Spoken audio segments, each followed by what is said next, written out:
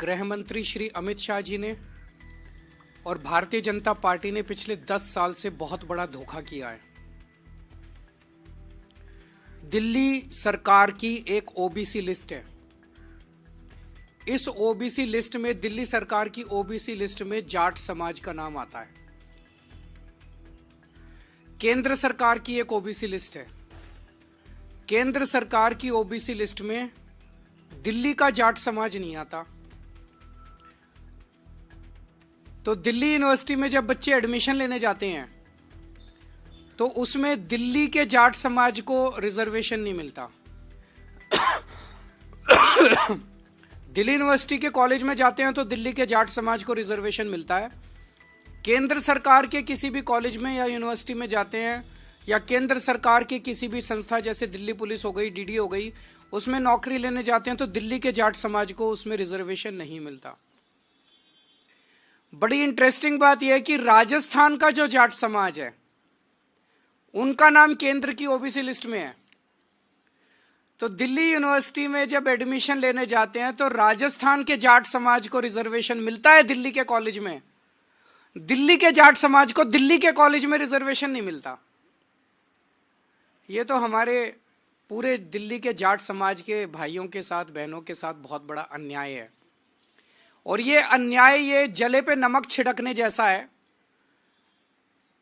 कि 4 बार पिछले 10 साल में प्रधानमंत्री जी ने अपने घर बुला के और अमित शाह जी ने जाट समाज के नेताओं को आश्वासन दिया, भरोसा दिया, वचन दिया, गारंटी दी कि दिल्ली के जाट समाज को केंद्र की ओबीसी लिस्ट के अंदर डाला जाएगा।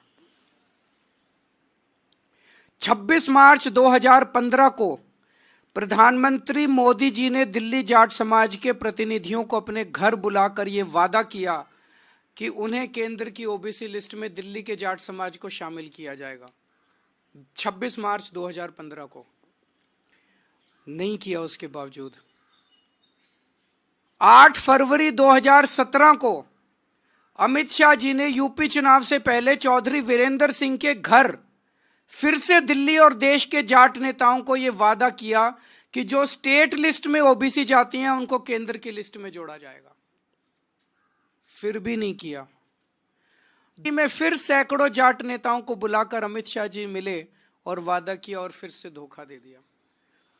तो पिछले 10 साल में 4 बार, 3 बार दिल्ली के देश के गृह मंत्री ने और 1 बार देश के प्रधानमंत्री ने पूरे जाट समाज को बुला के बोला, अगर प्रधानमंत्री और गृह मंत्री झूठ बोलेंगे, अगर प्रधानमंत्री और गृह मंत्री अपने वादे को पूरा नहीं करेंगे, अगर प्रधानमंत्री और गृह मंत्री को जाटों की याद केवल चुनाव के पहले आती है, आप देख रहे हो हर चुनाव के पहले जाट समाज को बुलाते हैं, कहते हैं वोट दे दो, इस बार वोट दे दो, अगली बार कर देंगे, इस बार वोट दे, और कभी नहीं करते, कभी नहीं करते।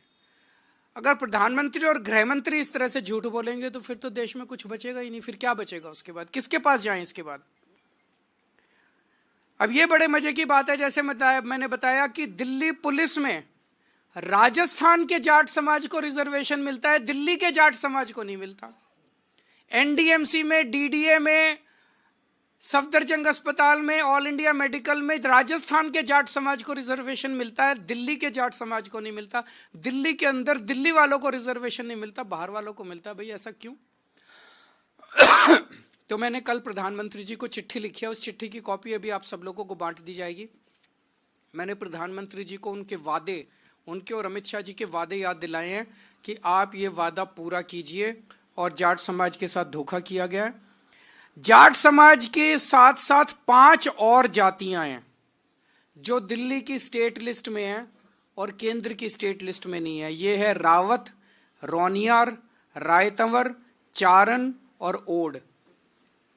इनको भी दिल्ली की केंद्र सरकार के जितने संस्थान हैं वहां पे रिजर्वेशन नहीं मिलता। ये भी दिल्ली की ओबीसी लिस्ट में है, केंद्र की ओबीसी लिस्ट में नहीं है। तो जाट समाज के साथ साथ इन अन्य 5 जातियों को भी इसमें शामिल किया जाए ताकि इन जातियों के युवाओं को भी शिक्षा में और रोजगार में उचित अवसर केंद्र सरकार के संस्थानों में भी मिलने लगे। दिल्ली में केंद्र सरकार की 7 यूनिवर्सिटी हैं, दिल्ली यूनिवर्सिटी के कई कॉलेज हैं, Delhi police, NDMC, DDA, AIIMS, Safdarjung, Ram Manohar Lohia जैसे कई केंद्र सरकार के संस्थान हैं जहां पे रिजर्वेशन इन लोगों को मिल सकता है, जिसमें शिक्षा और रोजगार में इन लोगों को रिजर्वेशन मिल सकता है। तो हमारा निवेदन है कि जो धोखा 10 साल से भारतीय जनता पार्टी दिल्ली के जाट समाज को देती आ रही है, वो धोखा देना बंद करें, अपने पुराने वादे पूरे करें, और अगर पूरे नहीं करेंगे तो आज केजरीवाल दिल्ली के पूरे जाट समाज को ये वादा कर रहा है कि मैं आपके लिए संघर्ष करूंगा और मैं केंद्र सरकार से करवा के लेके आऊंगा, चाहे मुझे इसके लिए जो मर्जी करना पड़े। अगर कोई प्रश्न है तो आप बताइए। दिल्ली का चुनाव आम आदमी पार्टी और बीजेपी के बीच में है, ये इंडिया गठबंधन का चुनाव नहीं है। जो भी हमें समर्थन मिल रहा है, मैं उन सभी पार्टियों का दिल से शुक्रिया अदा करता हूं। वो हमें समर्थन दे रहे हैं। ममता दीदी ने समर्थन दिया और अखिलेश जी ने समर्थन दिया। मैंने इसमें मीडिया में ही देखा है कि शायद ठाकरे जी की भी पार्टी शायद समर्थन दे रही है। मैं सब लोगों का शुक्रिया अदा करता हूं जो हमें आशीर्वाद दे रहे हैं, जो हमें समर्थन दे रहे हैं।